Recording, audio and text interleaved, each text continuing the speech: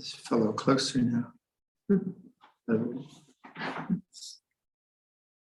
technology doesn't work, You just hello everyone.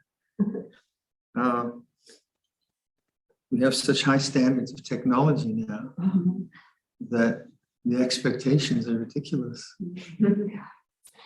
And so, by the way, we're all amateurs here, and we're doing our best.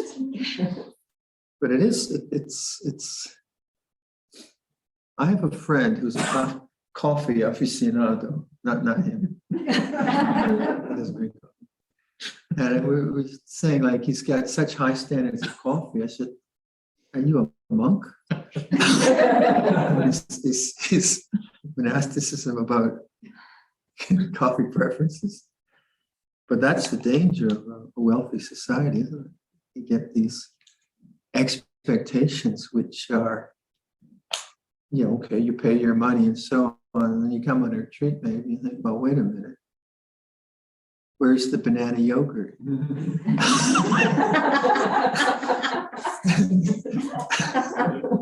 And is that what the whole life is about? So expectations are who is it? Nisargadatta in his book, he said, the biggest disaster is when your desires are fulfilled. It's an interesting one. And I mean, it's not an absolute. You need food and you need shelter and so on, but certainly consumerism, like that buyer's remorse, right? You kind of think, oh, this would be good. And then it comes in the mail or in FedEx. It's not crimson red. I wanted mulberry. And then rather than thinking that's the way desire functions, you get another one. You get the cherry or whatever. So I seem to be on a riff about desire. So yeah, that's good. So we were talking about language and language like love, how that's much more powerful for me than metta. Metta is a Pali word. Probably for you, it's more powerful because you grew up with that word. I didn't grow up, I grew up with the word love. And so it's a much more evocative word for me. And yet it can mean so many things. And language is teaching Dharma. I'm always pondering words. How can I use words which are which evoke something which I understand intuitively, maybe? And so, whatever language I use, you have to contemplate it. The teaching is about reflection rather than belief. And if the word "it all belongs" doesn't work for someone, if you get the general idea, then you get your own word. And having your own language of remembrance is important, because then you can, like, we all have insights. We all understand things as we practice and live our lives.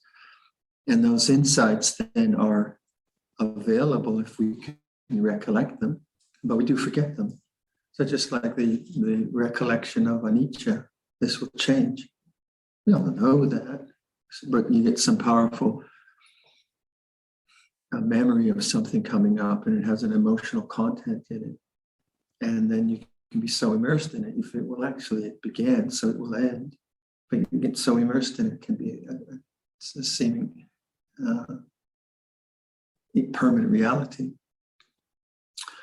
So in terms of language and awakening, I use a lot of the language around the second and third noble truths.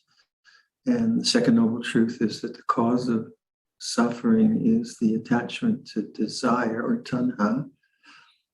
So there's a lot there: attachment, desire, suffering. There's a whole bunch of words there that you might not interpret the same way I interpret them. But the word for suffering is dukkha. And dukkha, for me, is I see it in three ways. One is just the what we call Dukkha Vedana. Dukkha Vedana is the opposite of Sukha Vedana. Dukkha means suffering, Sukha means non-suffering, but in this sense, pleasant. So if I step on I'm constantly cutting my fingers in the workshop on sharp blades. So I do a good business in Band-Aids. Because I try to get everything very sharp. So then when the chisel cuts my fingers, never very deep, but that's the feeling of pain is Dukkha Vedana. And it's a good feeling, because if I didn't have the Dukkha Vedana, I'd bleed and get infected. So it's not bad, but it's just a part of nature. And then Sukha Vedana, maybe when I've been working in the workshop, when I go back and I lay down, this is nice. Sukha Vedana. So that's what we call Vedana, or the affect, is it?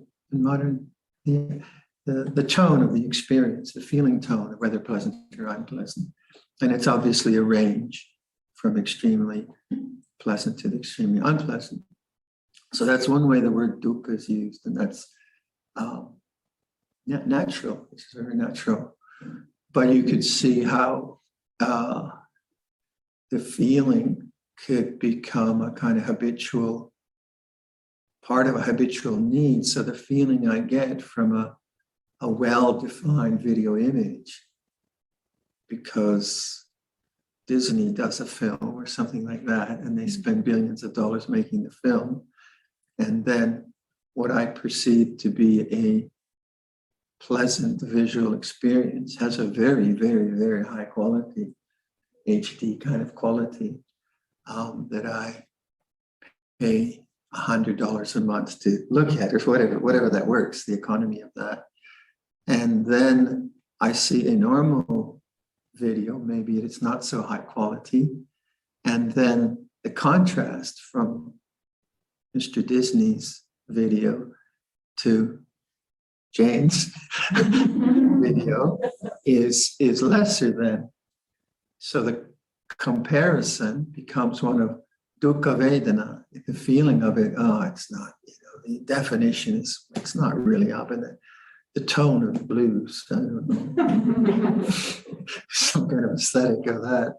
And yet, if 20 years ago one was able to look at a video of Ajahn Chah, you would, like if you see some old videos of Ajahn, of some famous teachers that were just when movies were starting, like Sri Ramana, scratchy, grainy things. Wow, look at that.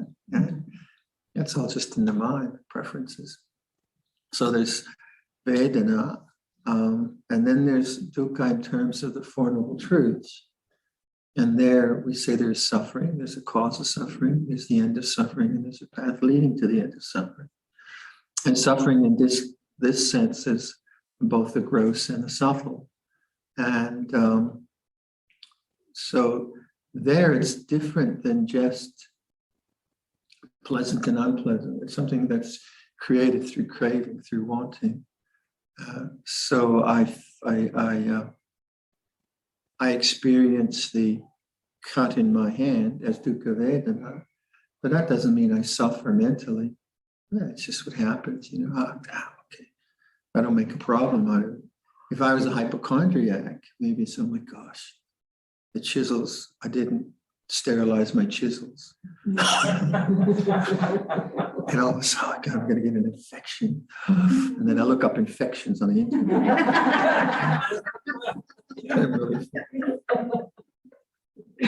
That's mental. It's mental. So we call it the second arrow. There's the Dukkha Vedana of feeling, which is just natural.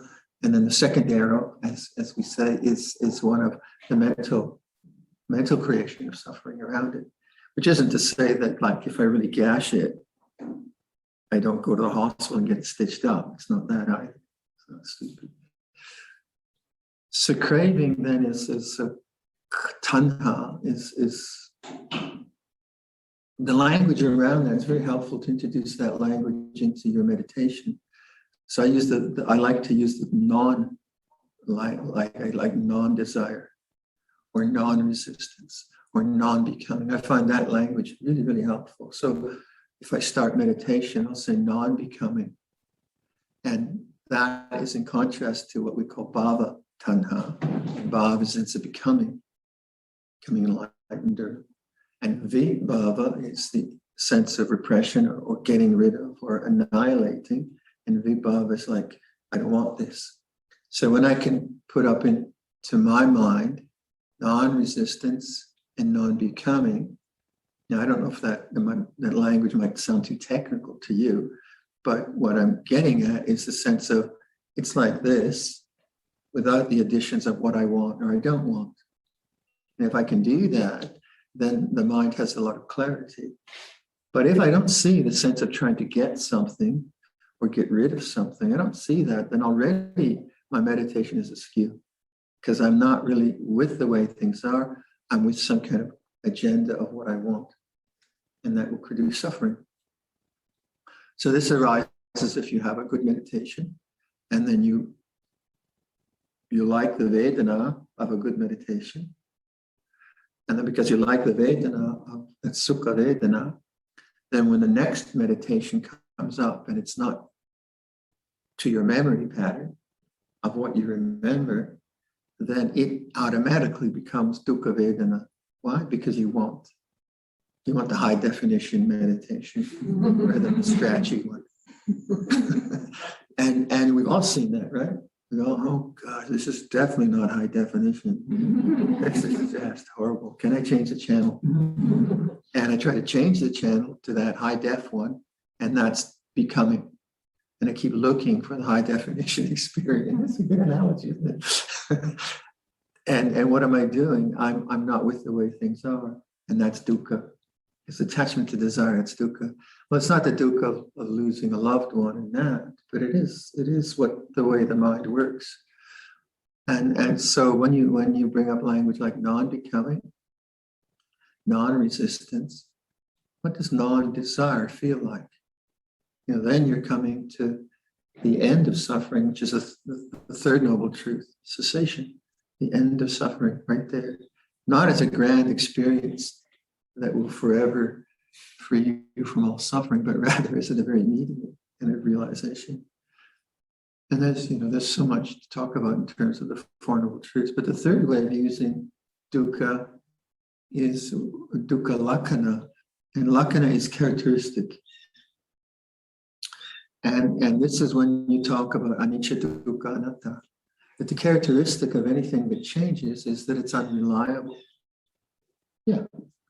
And because it's unreliable, if you rely upon it, then you're going to feel disappointed. Yeah. Then the question is there something that's reliable? And the Buddha says, yes.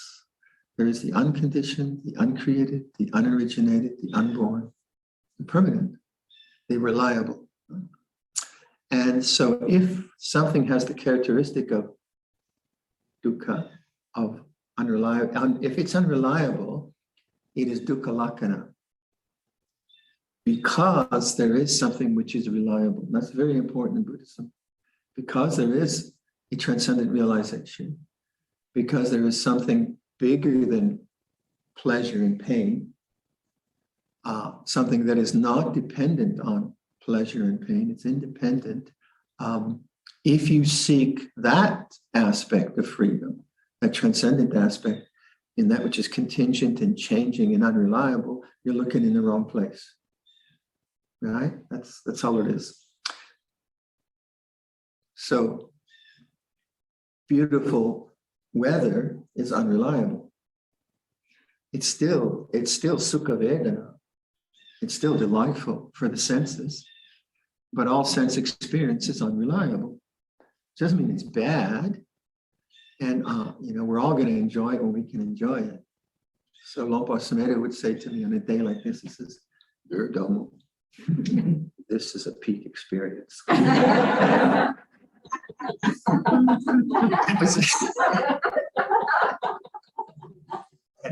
It was such a good way to put it, because but peak means trough. So when it changes to, oh yeah, it's supposed to be that way. So if all of a sudden, we get like sleet and rain and so on, and that's dukkha vedana, but it doesn't have to be mental dukkha. And we can see, well, what's reliable? What's reliable here? And what's reliable is awareness of change. So if you're looking for the transcendent or moksha or liberation or nibbana or the unconditioned in the conditioned, you're looking in the wrong place. So then you get the paradox that happiness is unsatisfactory. You get that? It's not that happiness is unhappiness, but happiness is temporary. So maximize your happiness. We always will. I always, if you give me a choice of milk or cream in my coffee, I'll take cream until I have a heart attack. But I realize if there's no cream, then I'll send him to the kitchen. You just realize it's contingent. You don't make a big deal out of it. So then the question becomes, well, in the midst of pleasure and pain, without denying it, what is not dependent on pleasure and pain? And that's the question of transcendence and the unconditioned. So when I ask you to these different practices around awareness, that's what I'm pointing to, within pleasure and pain. So that's why you get these strange things in Buddhism that everything is suffering. Well, that's really a pretty that kind of generality really misrepresents what Buddha's talking about. Everything is suffering. It sounds like, well, you might as well just take the hemlock and finish it all off, right? It's pretty grim kind of thing to say. It's all suffering. It's all dukkha. I mean, monks would joke like that, don't they? It's all suffering, or it's all perfect. Either one. But what that's pointing to is that if it has the characteristic of change, it's unsatisfactory in relationship to the transcendent. But it's not bad. So enjoy your coffee, right? But look for something else as well. Enjoy your beautiful family relationships and a good autumn day, but also contemplate, well, what did the Buddha realize? And then you can have your cake and eat it too. Or something like that. So and this is why awareness is refuge. It's a refuge within the unpleasant. And it's within the kind of turmoil of life. Oh yeah. And once you taste that sense of transcendence, then the need for pleasure starts to fall away. And pleasure on more and more subtle levels, whether it's aesthetic pleasure or the pleasure of emotional intimacy or whatever, it's no longer a need, but you are grateful for it. So gratitude becomes more and more a powerful part of conscious experience rather than expectation, disappointment, all those things, gratitude. And then it's opposite when relationships are fraught or the body is just doing its thing of falling apart on you, or as bodies do, then you say, yeah, well, that's the way it's supposed to be. The bodies are supposed to die, and relationships do fall apart. And I sometimes don't get cream in my coffee. It's this way. And so then you have a sense of acceptance, not resignation, not some kind of Buddhist, oh yes, life is suffering. Not like that at all. So there's a lot of joy in that, isn't there? There's a lot of joy in beauty, but it isn't a kind of demand. So the word dukkha it has many kind of variants in it, and it can be a kind of overly simplified word. in Theravada Buddhism. Especially that third usage. A lot of people don't understand that. Dukkha lakkhana. Shall we meditate? Yeah. You want to meditate? Yeah, stretch your legs a bit if you want.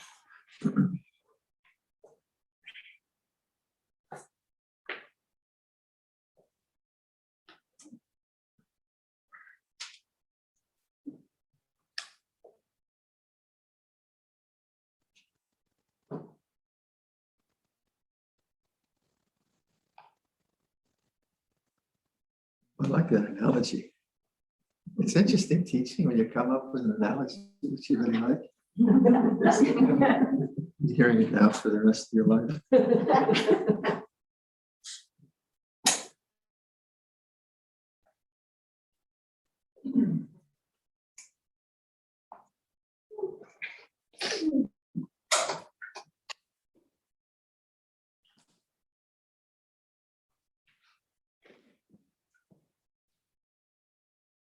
So I'll do another more kind of rigorous guided meditation on that same theme. Just to do a few of those.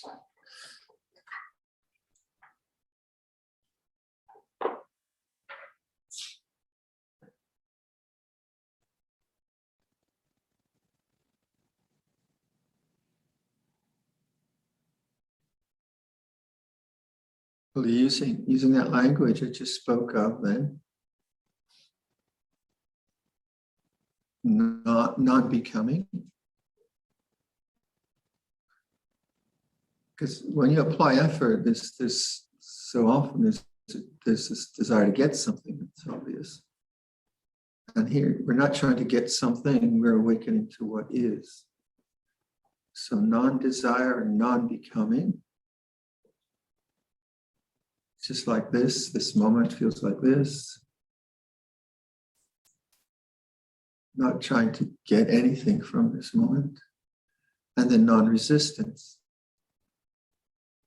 Whatever, like pain or uncomfortable sounds or difficult memories, or just a lot of thought even, non-resistance and non-becoming or non-desire. And what does that feel like, non-desire?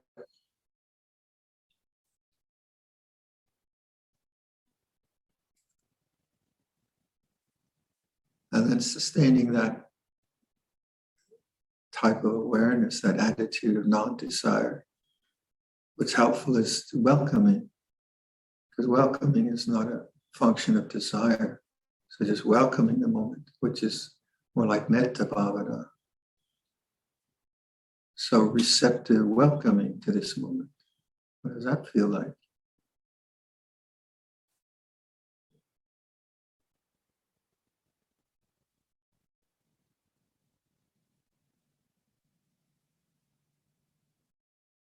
So right from the start, we try to get the attitude, the right attitude, which is sammasankappa, right thought, right attitude.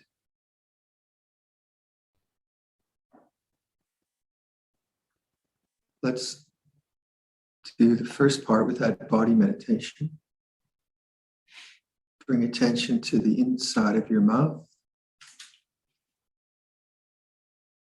Feel the floor of the mouth, the sensations in the floor of the mouth.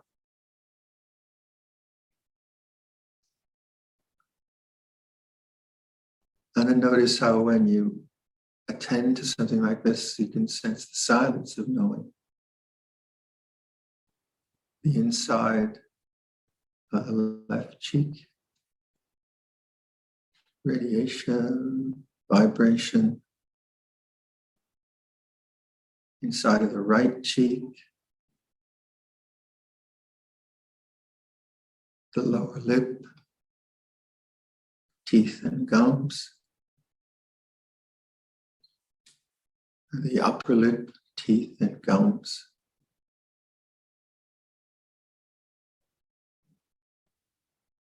Feel the tongue. Feel the whole mouth now as sensation rather than concept.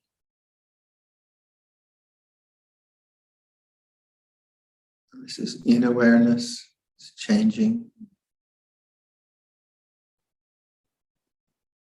Non-desire.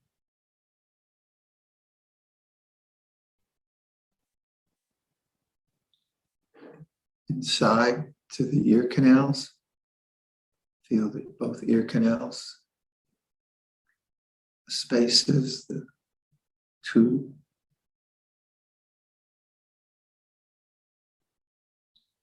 And then outwards to the outer structures of the ears, the structures, the sensations there. Feel both ears. As sensation, non-becoming. We're not trying to get anything or go anywhere.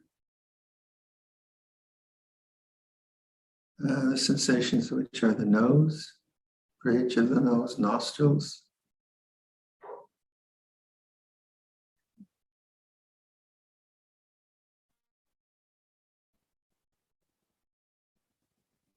The eye sockets, the eyes themselves. As sensation. Let go of thought, no need to think.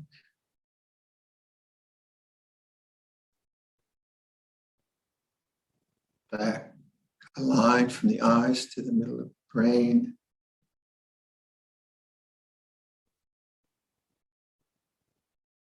Letting sensations come into consciousness. Forehead, feel the forehead, behind the forehead.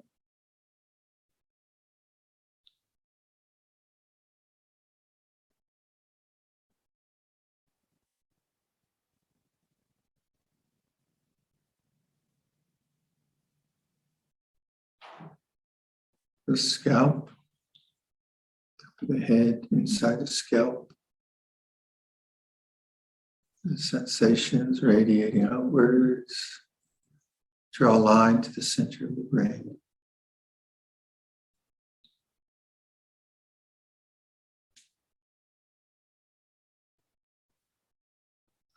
Back of the head, inside the back of the head. And into the center of the brain. Feel the whole head, back of the head, top of the head, inside the brain, forehead, eyes, nose, ears, and mouth as one mass of sensations. In awareness, changing in awareness.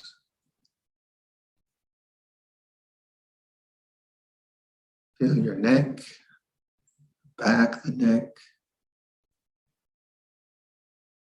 sides, and the throat, inside the neck.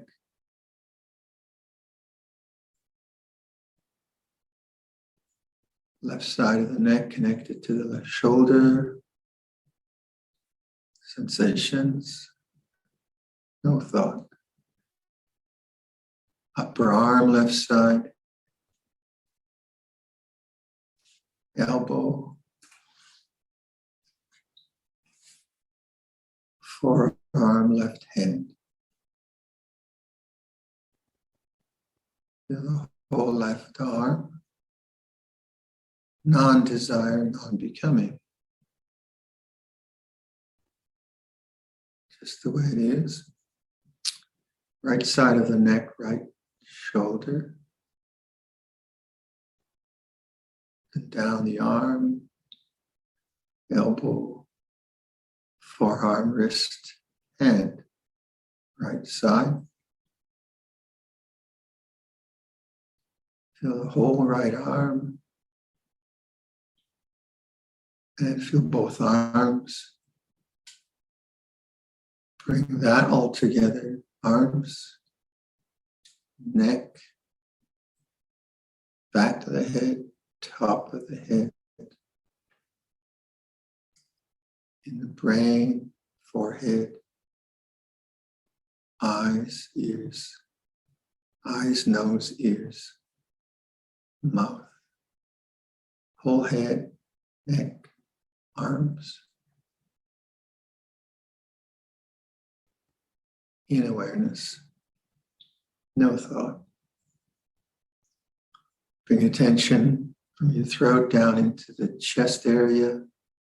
Feel the walls of the chest. Feel the organs in the chest area. And this whole area as one mass of vibrations. The abdomen, the abdominal area, the abdominal cavity, and the organs there.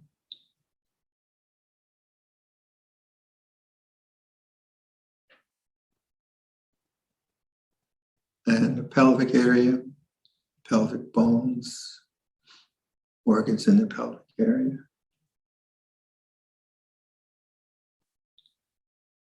The whole torso, arms, neck, and head. Feel the whole head, neck, arms, torso as one mass of sensations. No concept, no thought.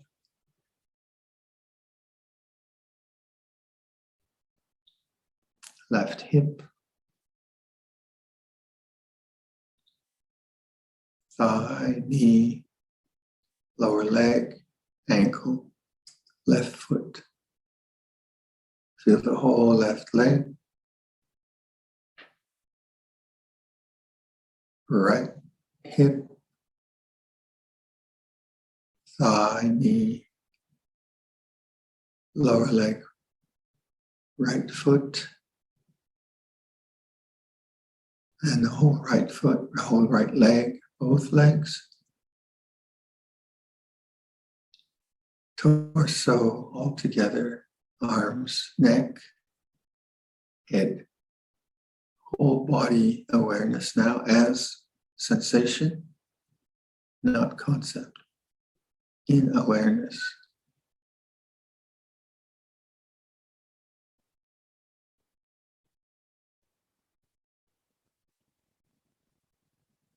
Feel the breathing of the body in awareness, sensations of breath, wherever you feel them.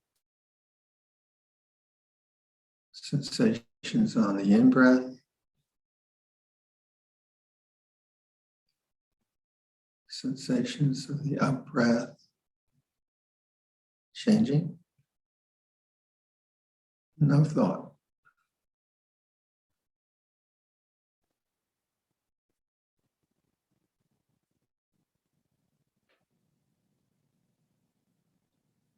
On each out-breath, count 1, and then 2, and then 3. So, in-breath, sensations, out-breath, sensations 1. In-breath, out-breath 2. When you lose track, begin again. We'll go for a few rounds of that with the counting. Just bodily sensations, let go of thought. Welcome the in-breath, let go of the out-breath. So it's a pleasant thing, not a controlled thing. One with the breath.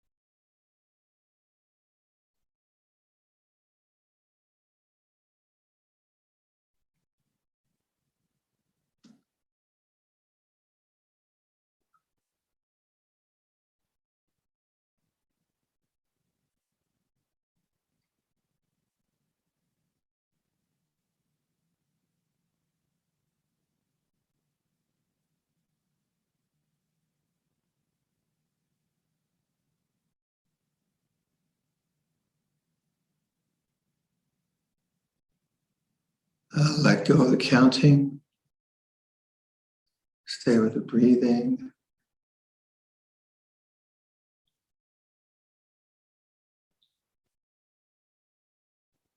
Draw a line down the center of your body.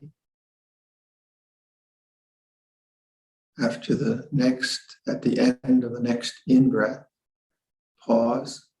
Shift your attention to the left side, only the left side. And on the out-breath, feel the left side of your body. Feel the left side on the in-breath. Pause. At the end of the in-breath, shift to the right side of that line.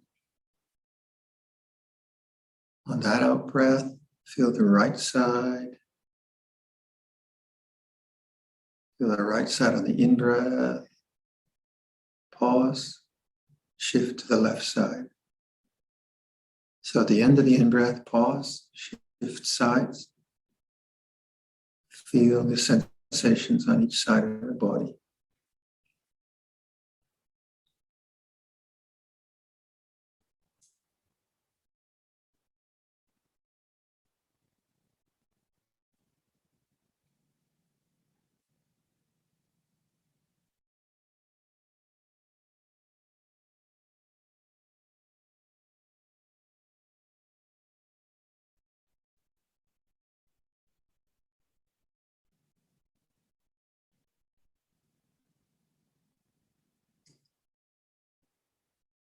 End of the in-breath, pause, shift.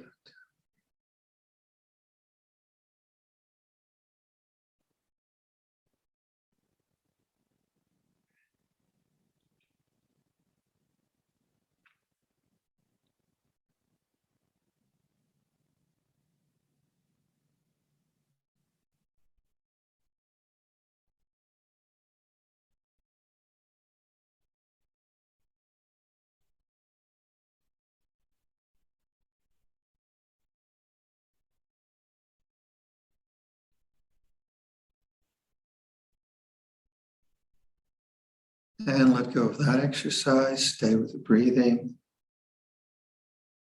sensations. Now, as you're breathing, bring up that reflection. Is awareness separate from the breath? Is there a breather, an aware thing? And then there is the breath like another thing. Are there two things called awareness or the breather and the breath? Are they separate?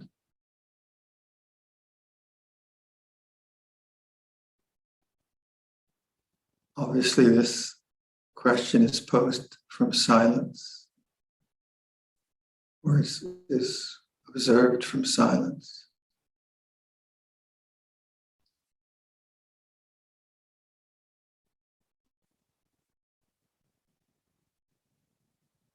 And that type of observation is the result, is the answer, rather than an intellectual answer. But it is distinct. So notice the breath changing in awareness.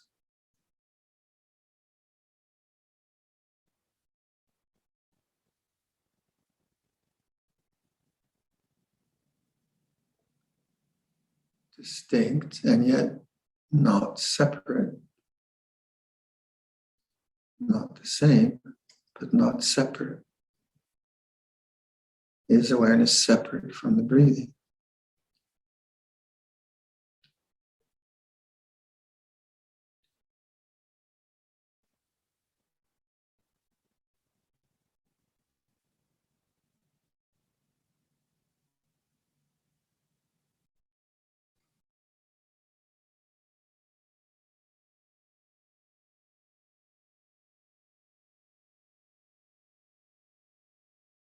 So I'll leave the instructions there and then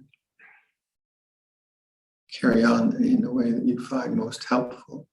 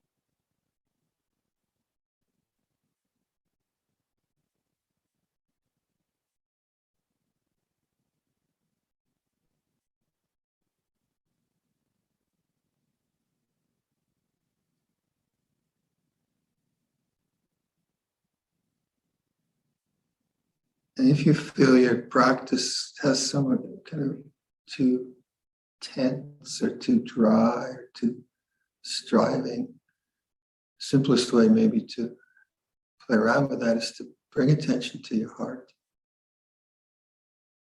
Just have the visceral sense of the center of the chest,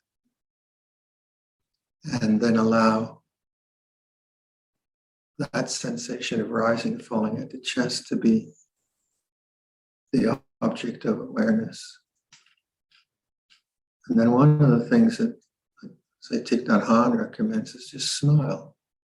Very interesting one, that one.